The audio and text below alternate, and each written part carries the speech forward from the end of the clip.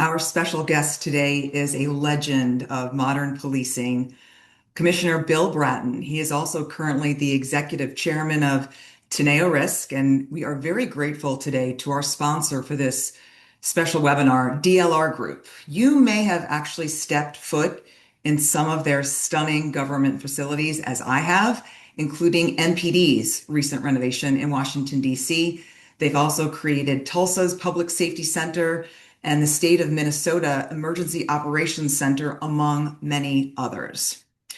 Well, fresh off his Lifetime Achievement Award in Washington, D.C., this occurred last week during Police Week. I'd like to welcome you all to this special event. Commissioner Bill Bratton, thank you so much for joining us today. Many people have asked me how this came to be, and the short answer is I spotted someone in the airport who looked very much like you. And then I saw the person that you were with, who I recognized as your wife, former legal analyst on television, CBS News, Ricky Kleeman. And I approached you both at the elevator as we were both getting ready to head toward our gate, introduced myself, and then I tried to, with my 5'9" frame, keep up with both of you as we were all making our way toward the gate, had a great conversation with you along the way, and then decided to approach you and ask you to join us for this conversation today. So thank you, sir, so much for all of that. You are the one person in this country who has led police departments in two of our nation's largest cities. With the case of NYPD, it was twice. And when you started in policing in Boston in 1970, exactly how far up the chain of command did you think you'd rise? Well, at that time, I was happy just to have fulfilled what was a lifelong dream to become a policeman, and particularly in my hometown of Boston. But very quickly coming into the profession, I knew I wanted to move up the ladder. Combination of always being ambitious. Second was the poor leadership that was being provided by a lot of the leaders in the Boston Police Department at that time. The idea was to get over them rather than to be working under them. So that was a primary motivator very early on in my career. When you say poor leadership, what stood out to you as a young officer? Well, the Boston Police Department at that time, unfortunately, was a lot of corruption, a lot of racism, a lot of incompetence. At a time when America was going through some phenomenal crises, we're coming out of the very turbulent 60s, assassination of a president, assassination of his brother, a presidential candidate, attempted assassination of another presidential candidate, assassination of Martin Luther King, and the many riots that followed that. We're going through the very traumatic anti-war movement, the Vietnam War, which I had just returned from serving a year in Vietnam, and came back to an America that was, in many respects, in chaos. Adding to that, in the 1970s in Boston, in part of the effort to deal with some of the widespread racism in the country, Boston was a very racially segregated, very racially divided city, although it was a northern city. And its school system was one of the most segregated in America. I don't think I saw a black classmate till I was in high school, coming up through all of my schooling. As an example, everything was neighborhood schools, and the neighborhoods were divided along racial lines.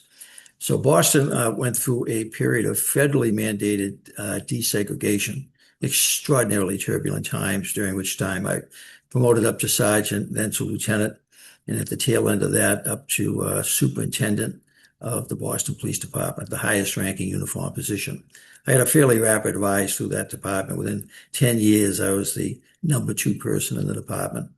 But what a time it was, a time of extraordinary turbulence in America, and particularly in Boston. We'll talk about your leadership roles at the NYPD and at LAPD as well, but I want to fast forward to 2026 and today's headlines as they relate to law enforcement. We work with law enforcement agencies across North America and help those agencies tell their stories, whether it's good or bad. As you look at where we stand so far this year in 2026, what stands out to you about the profession for which you've just won a Lifetime Achievement Award? Um, there's not one thing. You had to basically speak about multiple issues at the moment. Good news is that for whatever reason, and they're still trying to figure it out, crime, particularly serious crime, is down dramatically in many, particularly major cities around the country. It's down overall throughout the country. Uh, Reasons for that are probably many. One, I think, is police are getting much better at dealing with crime in terms of the technologies that we get to work with. And in any event, it's a good news story as we begin the year, particularly coming out of the high crime years of COVID. Secondly, that we have the issue of immigration. The federal efforts to increase dramatically their deportation efforts, the rapid expansion of the federal agency in Customs and Border Patrol, particularly ICE, immigration, the entity charged with immigration enforcement. That's causing great tensions in the police profession among state, local, and federal agencies. Thirdly, we have the issue of technology. 21st century has been a phenomenal revolutionary period throughout the 26 years of the 21st century. We're dealing now with AI, the ramifications of which we still don't have any full idea of what that's going to be like. We're dealing with the continued growth of cyber issues, good and bad, crime, as well as ability to solve crime. We're continuing to wrestle with issues of race and ethnicity in policing.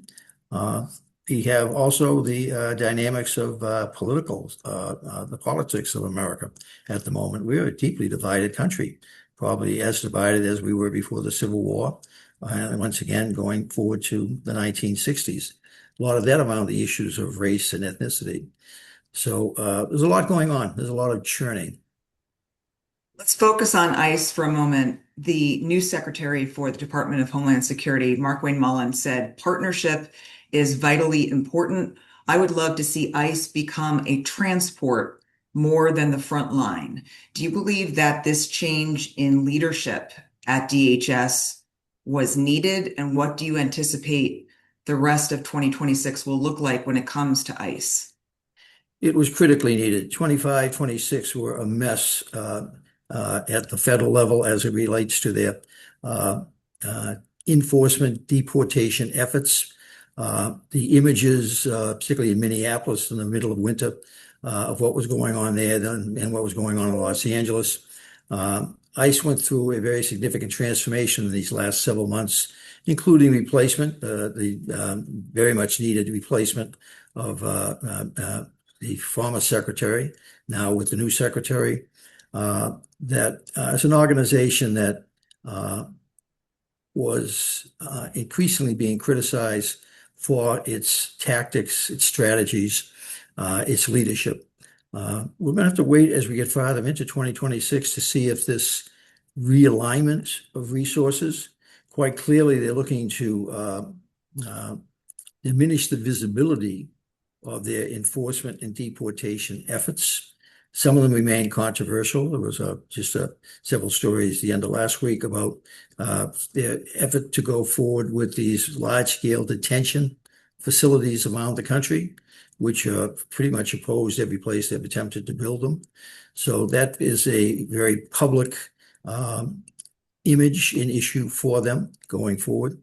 But quite clearly, they have pulled back on a lot of their high-level efforts like they tried in Minneapolis, Los Angeles, Washington, D.C., and several other cities around the country, which I think is a good thing, being quite frank with you, because it was increasing the tension between the federal agencies, particularly ICE, and local and state agencies. What kind of effect does the surge, regardless of the city, what kind of effect does it have on local law enforcement? When I first started working in law enforcement media relations, the directions that we were given is to assure people that the local agency, the county police departments where I worked, was not focused on someone's immigration status, and that we wanted everyone in the community to trust the police department. How do you think that has now played out? Throughout most of my career, Julie, American policing has been attempting to deal with some of the leftover issues of the 60s, 70s, the 80s, where crime went out of control for 10 years. Beginning in the 1990s, we began to regain lost ground in terms of our effectiveness dealing with crime and disorder, effectiveness in dealing with issues of race and ethnicity. And American policing embraced a philosophy called community policing, the idea of partnership with the community. And that partnership was working with them to identify what were the problems they wanted addressed, understanding every city and its many neighborhoods have different priorities that change from time to time. But lastly, American policing committed to a goal of prevention of crime as the goal, rather than measuring our success by a response to it, 911 response, numbers of arrests, et cetera. And also policing constitutionally. You can't break the law to enforce it. Policing compassionately, that even when you're dealing with criminals in that population, you need to deal with them as human beings within the law. And thirdly, consistently, that you don't change your tactics from neighborhood to neighborhood, poor neighborhoods, black neighborhoods, that you need a consistency, once again, operating within the law. A great frustration with the last several years as it relates to ICE in particular, and their tactics, practices, and strategies, they were diminishing significantly the trust that had been built up by local and state law enforcement, and in fact, federal law enforcement over these last 20 or 30 years. Diminished somewhat during the George Floyd murder aftermath, but we were still consistent with those goals. So many of the tactics employed by ICE, the behavior, the lack of training. The lack of training is phenomenal for the new agents. The fact that they've hired almost 20,000 people and trained them for 47 days. I'm sorry. We train on average for 6 months in American policing, which is still not nearly enough. 47 days is not enough for the effort that ICE is making to effectively round up and arrest large numbers of people. So there was a strong growing tension under the previous leadership at ICE between what local goals were, because ICE enforcement, federal enforcement, was setting back those goals of the last 30 or 40 years significantly. And good news going forward is with this seeming change in tactics and strategies, it might allow for some smoother relationships between federal, state, and local. The question, I think the area you were focusing on was that at the local level, because basically immigration law is federal law, that local and state police basically have no specific responsibility for. It's not something that we ever really engaged in. In cities I worked in, Boston, Los Angeles, New York, we had specific policies that you did not ask anybody relative to their citizenship, relative to their country of origin, specifically precluded from asking that because it was not necessary for the enforcement of local and state law, unlike some of the federal laws that we're dealing with. So there was a growing tension also. In some states, particularly sheriff's departments in some states, there is more cooperation now than there has been in terms of officers at the local level actively working with the federal agencies, particularly ICE. But in many cities and many states, it's still prohibited by local laws and state laws. You mentioned crime statistics and how they have plunged pretty dramatically as a whole. What would your advice be to leaders of sheriff's offices and police departments and even mayor's offices and city managers? Would you suggest that agencies continuously share where their statistics stand, good, bad, or otherwise, or only highlight them when they are strong? Because you'll see agencies doing a bit of that. They'll want to share the good news, but some have apprehensions about sharing when, for example, a homicide rate goes up. They don't want to own that. How do you advise both the communicators and the leaders to handle the crime stats? I have consistently practiced throughout my career openness relative to crime statistics, disorder issues. Uh, Held regular press conferences in good months and bad months, uh, and then certainly a lot of press conferences around bad issues when they occurred. Uh, the New York City Police Department, LA Police Department, for example, have websites that have very intimate, detailed information almost on a daily basis. Where is crime occurring? What's happening? The whole idea of keeping the public informed, because you need that partnership. You need that willingness of the communities to share information with you, to be your eyes and ears.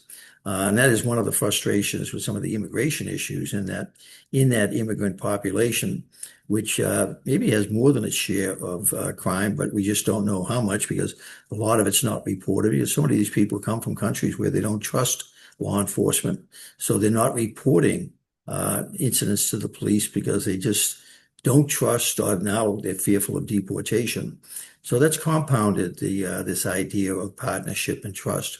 But my advice to police chiefs, police departments is get it out there. The days of putting stuff under the rug, those days are over. There are no secrets in today's world. There are none. And so with that understanding, get it out there as fast as you can.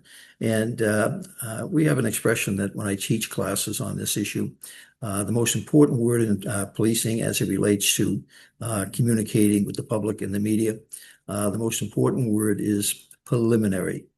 Preliminary in that, from your years of experience in the media world covering law enforcement, the first story is never, never the last story. Ever. As you're talking about it, it's changing. So you use the word preliminary. You get out there, and isn't that what jammed ICE up and Kristi Noem and the people around her during the Minneapolis issues? The stories they were putting out as fact within minutes of an incident occurring without any precautionary words like preliminary. It's what got them jammed up, that people soon learned not to trust what they were saying. And so you need to, one of the ways you build up trust is you get it out there, get it out as fast as you can. Commissioner, I found working with one of my chiefs when we were in a particularly turbulent time that the more we came out and did exactly what you just said, get out there and address the public, not just the media, but everyone. News consumers are watching police departments and sheriff's offices through social media and live streaming and on air, of course. I wish I could have watched you work at your agencies specifically when it came to communicating with the public, because that's what we focus on. If there was guidance that you could give law enforcement leaders today, and you did touch on this in that there are no secrets, what would you say besides using that qualifying language, such as what we know right now, what witnesses have reported at this time, preliminarily? How would you encourage them to continue to communicate robustly? Well, in the old days, as recently as 10, 20, 30 years ago, and I've been around for 50 years doing this, you were very focused on news cycles. Back in the days when there were three national TV stations and a couple of local, and you understood the rhythm of the news business, both the newspapers, the radio, and the television, in terms of, but you relied significantly on them to get the story out. And you wanted the story to be as accurate as possible. And one of the things that you accomplish when you make yourself accessible, you and your department, to the media, particularly covering major events, is you consume airtime. Airtime where you're controlling the message. And if you're not giving out information, if you're not on the air, if you're not talking, somebody else is.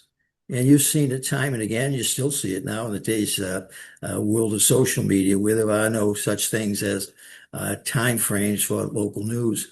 It's the idea you get every Tom, Dick, and Harry is basically out there talking with their misinformation. Their, unfortunately, sometimes their outright lies about what happened. And we're seeing that time and again. So Part of the reason for getting out there is, in some respects, it's a self-defense mechanism that if you're not telling the story, somebody else is going to. But make sure that the story you're telling is to the best of your ability, timely, accurate, concise, understanding that you've got limited time to tell the story. And so many chiefs are just afraid of dealing with the media. I teach these courses on communications for the Police Executive Research Forum. Every year I teach about 800 middle managers and chiefs that come to Boston for 3 weeks to basically study a whole range of police management issues. And communications is one of the most essential.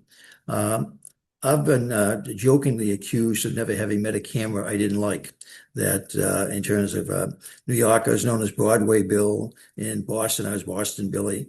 That because I was always in the news, and particularly in New York, where I'd have news conferences where there'd be 25, 30 cameras, television cameras from around the world for major events.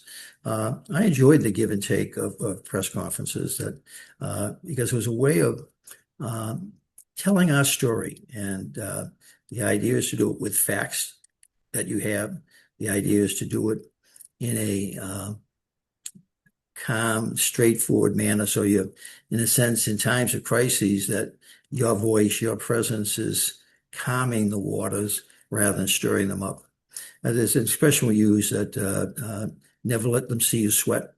The idea is that you can show emotion, but in times of crises, that you just want to steady as you go. What we try to encourage the police leaders that we work with is that you're the expert. The media and the public are coming to you to get the information that you have. And yes, you're in a vulnerable position because you don't necessarily know what questions you're going to be asked. But a pet peeve of ours is when a law enforcement agency shuts down the opportunity for questions to be asked. So would Boston Billy, if I may, ever approach a camera and say, there will be no questions today? Almost, that would be an almost exceptional uh, uh, type of occurrence or appearance, because the idea is in the Q&A, you understand, did your message, was it received in the way you wanted it to be received? Here's the information that we're putting out. It's intended to give out certain pieces of information, but the questions coming back at you oftentimes would indicate they either misheard something or they're potentially misrepresenting it. So the questions, the Q&A, which I've always enjoyed to a limited degree, because at some point in time you have to shut them off, that the idea is to effectively use that Q&A period to expand on your message to make sure that the original message is in fact being consumed the way you want it. I want to let people know that they can drop their questions in the chat. We're getting to a lot of different content today, so please feel free to share that, and Taylor will let me know what's being asked. But sir, let's go to your meteoric rise at the agencies where you served. And if you can think back between Boston PD, LAPD, NYPD, do you have specific memories of, they may have been a high profile incident or not, that really stands out to you that challenged you when it came to your ability to lead? What ends up impacting sometimes your ability to lead a police department is the politics of the community that you're serving. That basically, in my case, dealing with mayors and governors, that politics sometimes actually end up impacting on how a story is told or represented, or the timing of when you tell it. So there's that aspect of American policing, in that police chiefs, other than sheriffs who are elected, police chiefs tend to have a certain degree of limited independence, that it's always a matter of keeping your political leadership informed of what you're doing, trying to minimize surprises. I've had a number of instances where I would give a press comment or press statement at a breaking news story and not have had the time or opportunity to give that same information to my mayor or my governor, in which case I'm doing a disservice for them because they're going to be asked at their press conferences or as they're making their rounds about that newsworthy story. And you want to try to keep your contradictions to a minimum so that it doesn't look like you're, which happened frequently during my time with Rudy Giuliani when I was police commissioner in New York, more so than any other uh, time in my public life where um, effectively the media were constantly trying to position us at odds with each other because many times we were at odds with each other, but you wanted to kind of keep that behind closed doors and to a minimum. You always wanted to present a public face of working well together. But on occasion, that the necessity of having to make a comment at an event, having to go on air before the mayor or the governor could effectively get to the scene to speak to the gathered media. There would be on occasion that type of tension. What kind of damage is done when what you just described with Rudy Giuliani can play out during a news conference when the right hand is saying something that the left hand is completely opposed to? How have you seen the public react when that's the scenario? I'll give you two quick stories, one in LA and one in New York. One in New York with Giuliani, uh, Vera Wang, the very famous dress designer in New York. There was a hold-up incident at her studio, woman being outfitted for a wedding dress, and it went very badly. If I recall correctly, there was a shooting, etc. The mayor and I were both at an event out someplace else in the city, and we're now helicoptering back to Manhattan to do the press conference on this very big national, if not international, news story. And the mayor, for some reason, was delayed coming back. We came back in two separate helicopters. My helicopter got off first, and then he got tied up back at the event that we were originally at. And the pressure was just building up in New York, as you can imagine, with dozens upon dozens of cameras around this now international story to get on the air. And John Miller, my deputy commissioner of public information, really pushed me to, Commissioner, we have to give them something that because the stories are all over the place. And so we went out with a bare minimum story. The mayor finally lands, and he has smoke coming out his ears because this is a mayor that was elected on doing something about crime. He has a major crime story in his city, Manhattan, and he was not happy in terms of that. And the second incident of a more humorous nature in Los Angeles, there was a community activist who was a real pain in the neck. He had no constituency, but before social media, he was pretty good at basically getting the media attention. He was very photogenic, telegenic. He always had a good quote, and the media would always rush to him for that quote. And he was criticizing something, one of my initiatives with the mayor. And in my response to the press conference about his comment, I described him as a nitwit. And in terms of, I don't know why you pay any attention to this nitwit. And from time to time, I've been known to use expressions like that, knucklehead, nitwit, etc. In any event, almost coincidentally, as Mayor Jim Hahn was the mayor at the time, was announcing a new committee to deal with some criminal justice related issue. And he was naming the committee, and one of the committee members was going to be my nitwit, literally almost at the same time. So immediately, the two different news conferences, the reporters started, here's Bratton calling this guy a nitwit, here's the mayor appointing him to his committee. So an awkward moment in which I ended up having to basically apologize to the nitwit. And in the meantime, I'd embarrassed the mayor. Hope you didn't call him that during the apology, sir. Let's talk about something that you and I talked about on our pre-call before the webinar, which is something that we're seeing not at the major cities level, but at the mid-sized cities or the smaller cities with the law enforcement agencies.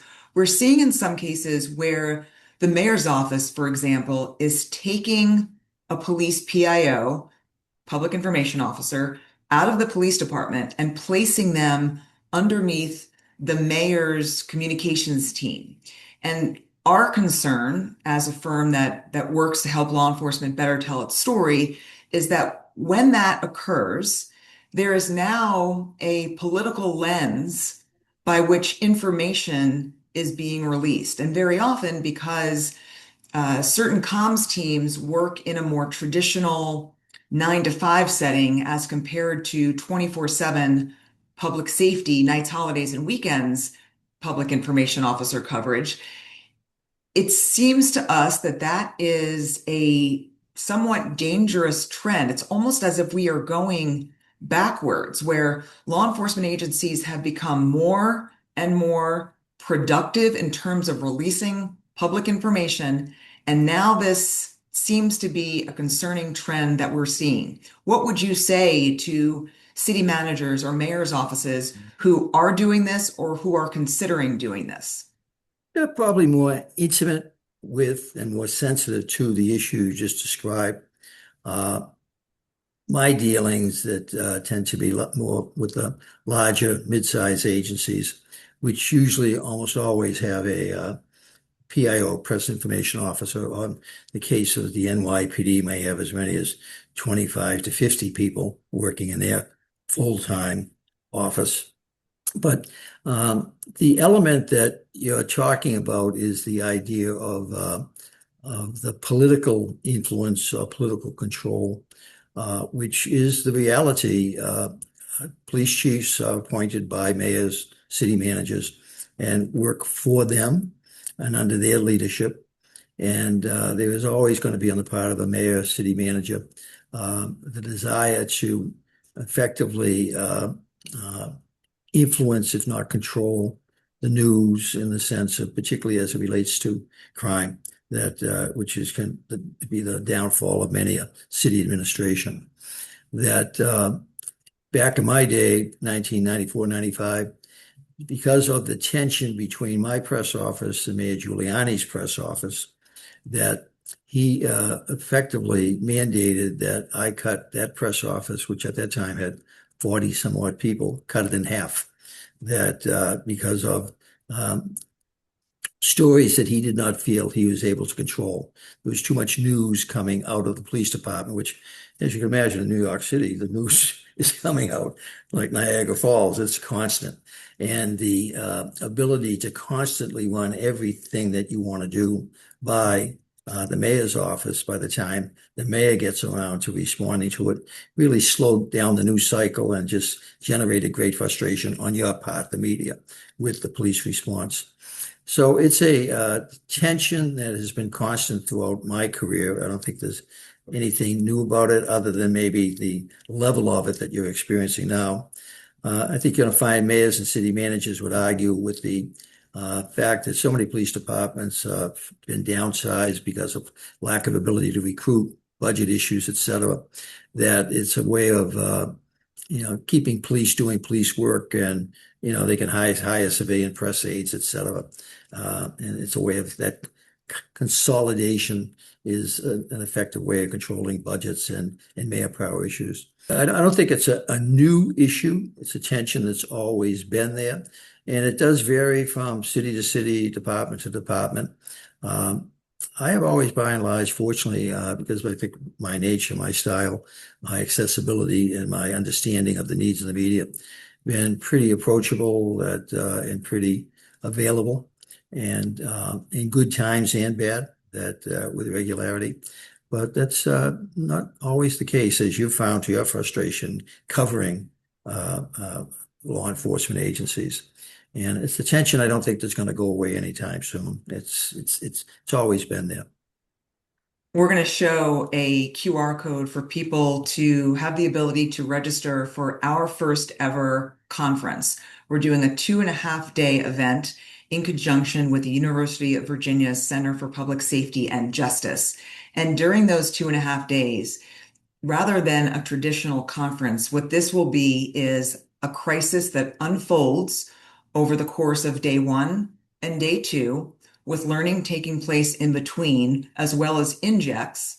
And then on day 3, for the first half of that day 3, there will be the capstone, which is going to be news conferences.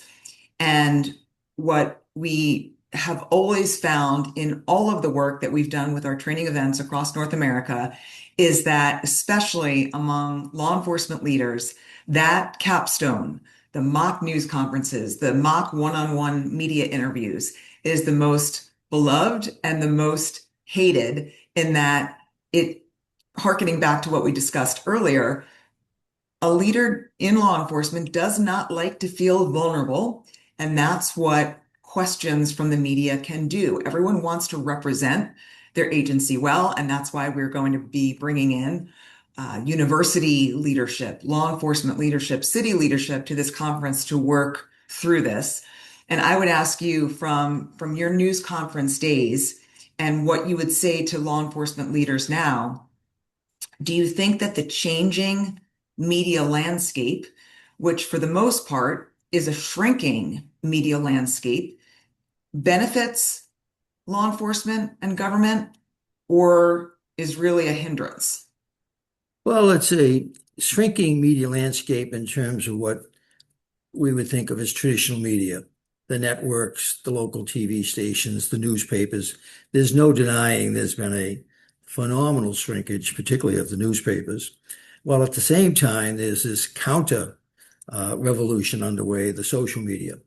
To the extent that when I came back as commissioner for the second time in New York in 2014, I created immediately, in addition to my traditional press office that still had 30 some odd people in it, another office of social media that had 30 people in it to deal with all the elements of social media that we created, Twitter accounts for every one of my precincts, and we had Twitter addresses in every New York City police car. So you now had the competition between the two, the traditional and the 21st century social media world, which effectively was a way of communicating directly with the public constantly. So there's very few departments now that don't have some type of website or some type of social media interaction, which in many respects is certainly a good thing. But it's also the idea that you've got every Tom, Dick, and Harry now has the ability to comment, and your ability to stay up to speed on all of that news media contribution, the different stories that are coming forward all the time. This produced great stress on police departments in terms of their ability to keep up. Still remember my first exposure to Twitter was 2013, the Boston Marathon bombing. And the police commissioner at the time, Ed Davis, Ed and I had just attended a course at Harvard University on Twitter. And who the hell knew what Twitter was back in 2012, 2013? But Ed was the police commissioner in Boston. I was out consulting at that time. I was not with the department. He went back and created in his press office a Twitter account. And during the marathon bombing, the misrepresentation of information by the so-called legitimate media, the news stations, New York Post, some of the TV stations, the misinformation was terrible as they competed with each other. And he, for the first time, was able, through his Twitter account, to basically correct them instantly. He didn't have to wait to the next news cycle. He didn't have to wait for a correction. He was able to get out that picture of the Post this morning. That is not the suspect we're looking for.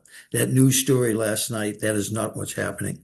So the good news is that we do have an ability to, in our desire to inform the public, to correct the misinformation, whether it's from the traditional news media or the new social media world going forward. Getting much better. The profession is getting much better about using social media as a But tool. I applaud your effort, the training effort that we do. We don't do enough training about anything in American policing, unfortunately. It's just, that's the reality. And on communications training, that's why at the PERF program, they spend so much time on, as a police manager, police chief, you're going to have to deal with the media. I still remember one of the best lessons I ever had. I was attending a Secret Service school The 1970s, I was a young sergeant in the Boston Police Department, and Secret Service put on this several-week training program in Washington to educate local police as to how they operated, how they protected the president, why they needed so much assistance from the local police departments, and effectively educate local police how to better work with Secret Service. As part of it, they put on a similar to what you're discussing, your third day of your training exercise, a program where you are now going to have to get out in front of a gaggle of reporters and answer questions. And that lesson has stayed with me through 50 years. Two lessons learned that day. One was location.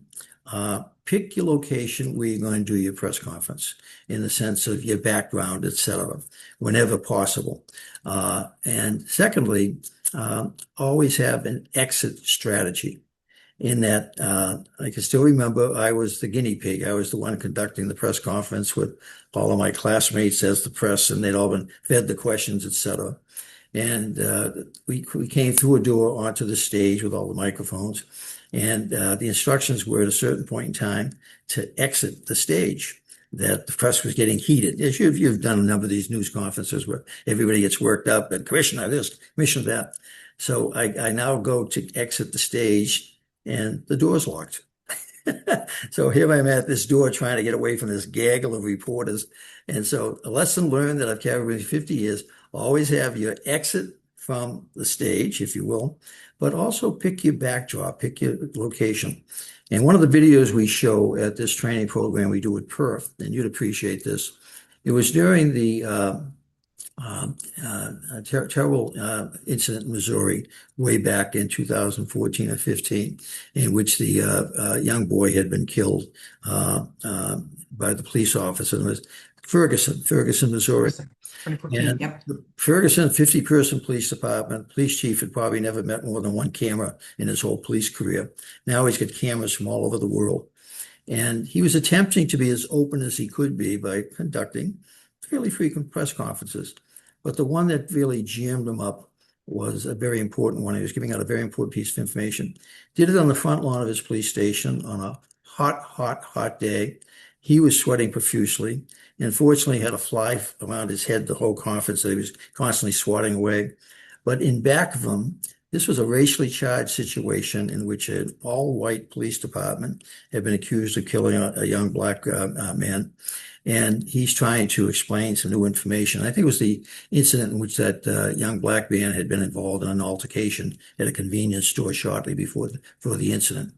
And that behind him, he has about 10 of his police officers. Good backdrop, in terms of trying to control the setting.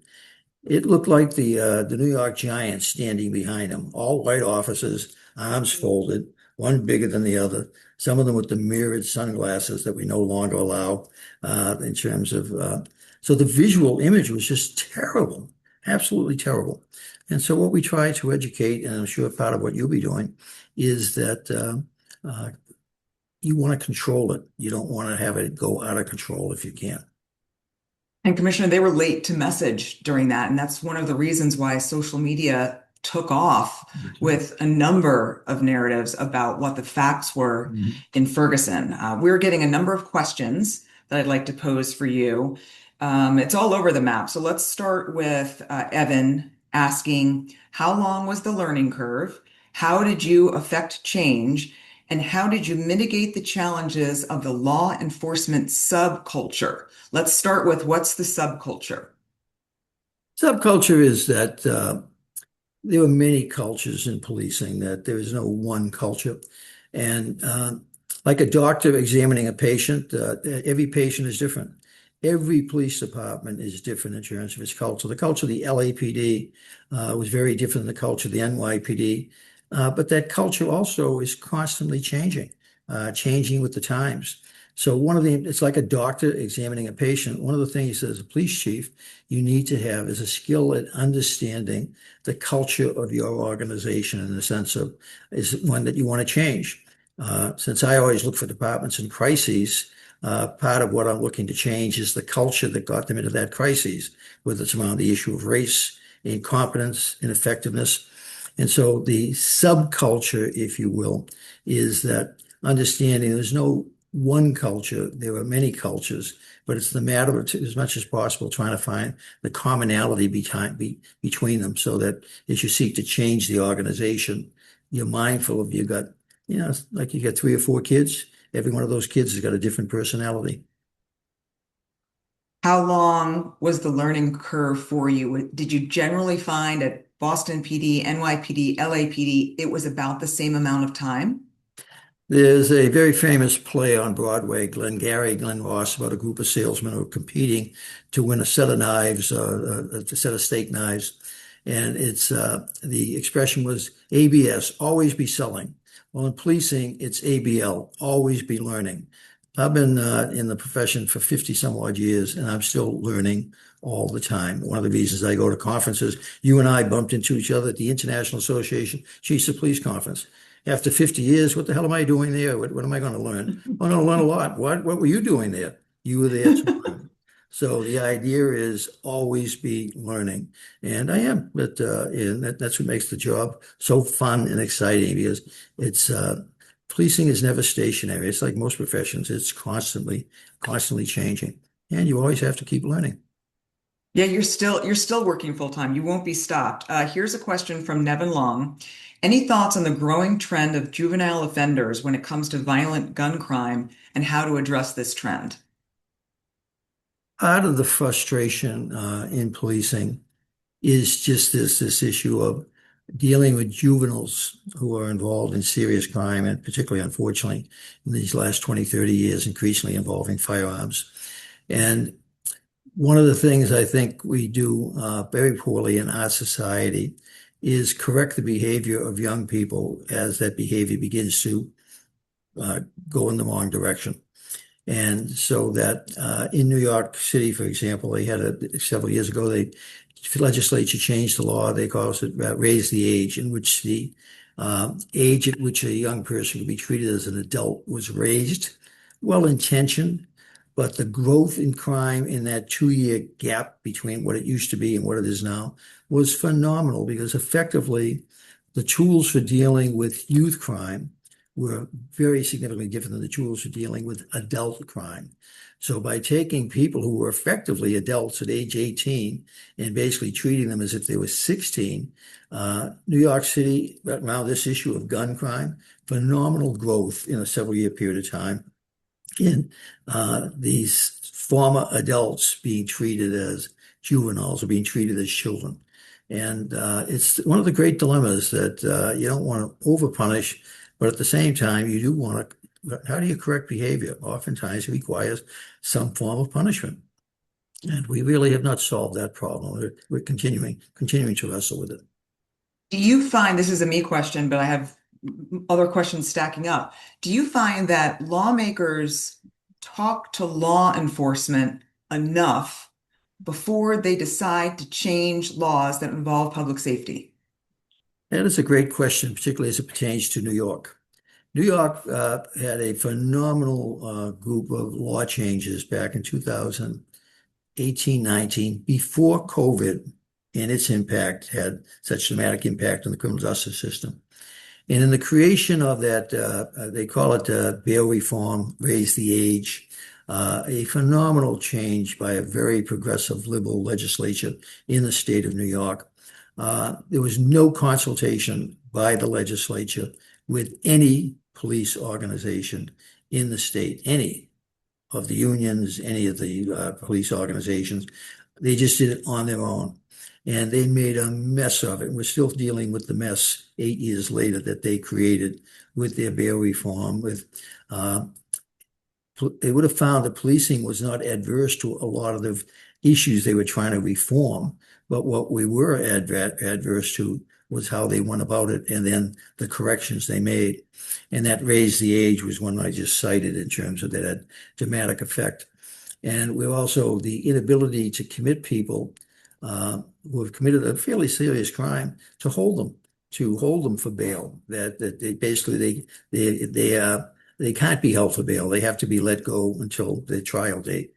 So I think in too many instances, particularly as I've seen in the last 15 years or so, there's almost an unwillingness of legislators in some areas, particularly here in New York, which I'm most familiar with, to listen to police concerns and the impact that those criminal justice laws and reforms are going to have.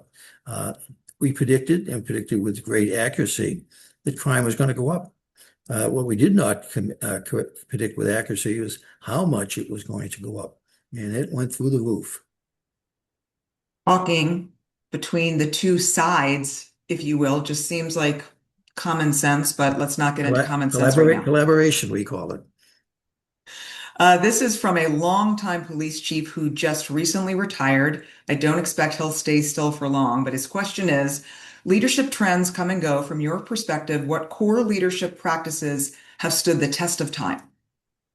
Integrity, for one, the idea of integrity, honesty, commitment. Also, going back to your earlier question, always be learning that the world of policing, the world of law enforcement is changing so fast, so rapidly that you have to be somebody that's willing to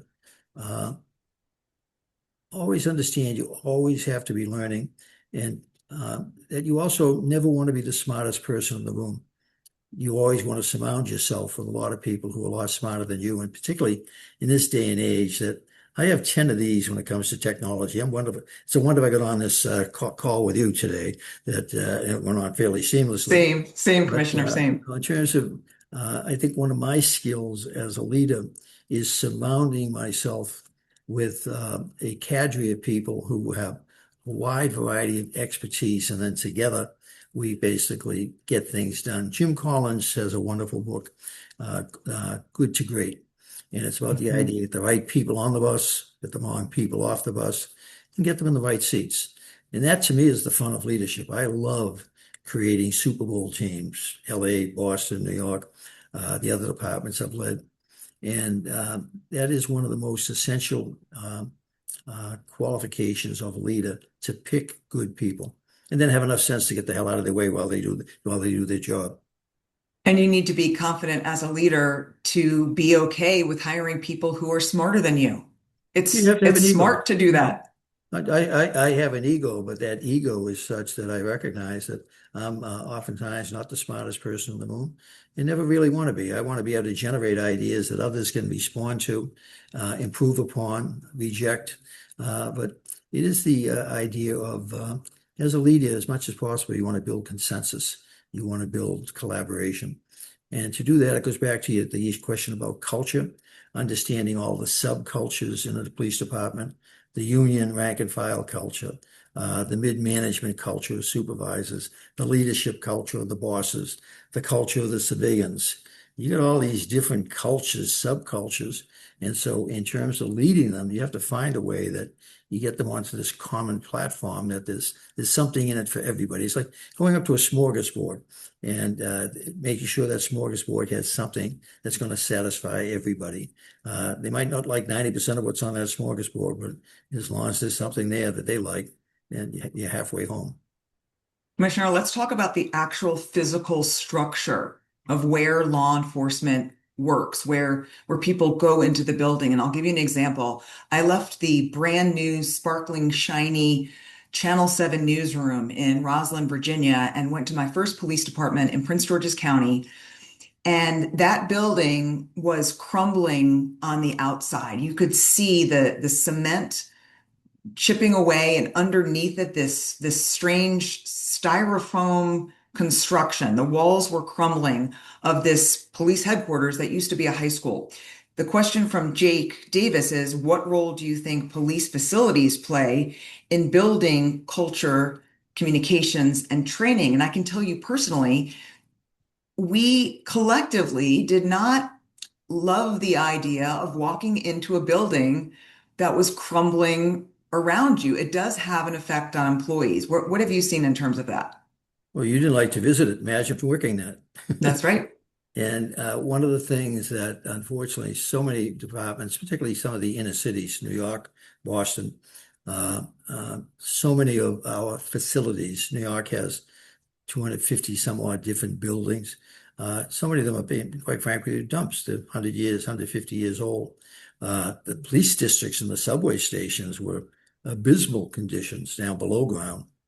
And it impacts on officer morale in the sense that uh, management, public doesn't support us when they require that we work in these facilities or that our police cars are 10 years old.